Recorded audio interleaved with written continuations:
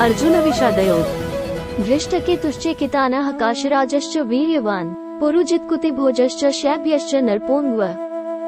या सैन्यामध्ये श्रेष्ठ, शूरवीर आणि बलशाली असे धृष्टकेतू, चेकितान, काशीराज, पुरुजित, कुंतीभोज आणि शैब्य यांच्यासारखे योद्धे आहेत। युधाम्युश्च विक्रांत उत्तमोजाश्च वीर्यवान सौभद्रो द्रौपदेयाश्च सर्व एव महार्था।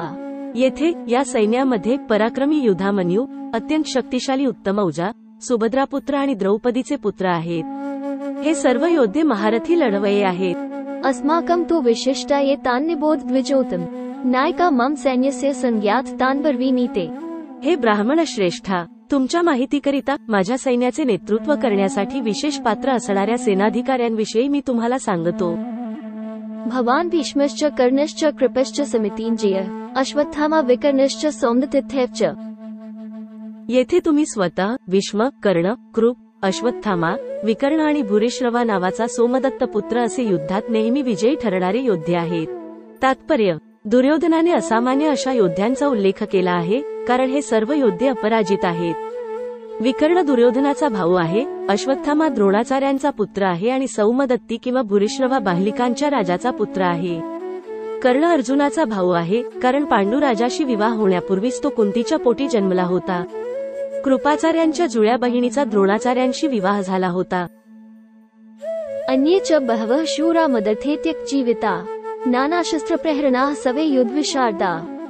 माझ्यासाठी स्वतःच्या जीवनाचा त्याग करण्यास सदैव तत्पर असलेले अनेक शूरवीर येथे आहेत। ते सर्व विविध प्रकारच्या शस्त्रास्त्रांनी सुसज्ज असून युद्धकलेत निपुण आहेत।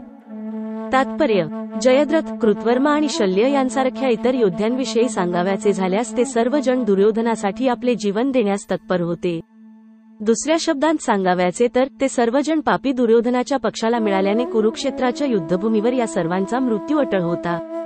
वर सांगितलेल्या आपल्या मित्रांच्या एकत्रित सामर्थ्यावरून दुर्योधनाला मात्र आपल्या विजयाविषयी पूर्ण विश्वास होता। अपर्याप्त तदस्मात् बलं भीष्माभिरक्षितम् पर्याप्त विद्मे तेषा बलं भीमाभिरक्षितम्। आमची शक्ती अपरिमित आहे आणि पितामह भीष्म यांच्याद्वारे आपण पूर्णपणे सुरक्षित आहोत, परंतु भीमाने काळजीपूर्वक रक्षिलेली पांडवांची शक्ती मर्यादित आहे। तात्पर्य: या ठिकाणी दुर्योधनाने तुलनात्मक शक्तीचे अनुमान व्यक्त केले आहे। सर्वात अनुभवी सेनापती पितामह भीष्म यांनी सैन्याचे विशिष्टपणे रक्षण केल्यामुळे आपल्या सैन्याची शक्ती अपरिमित आहे असे त्याला वाटते। उलटपक्षी अल्पानुभवी सेनापतीने म्हणजेच भीमाने रक्षिलेले पांडव सैन्य सीमित आहे। भीम भीष्मांच्या तुलनेत नगण्यच होता।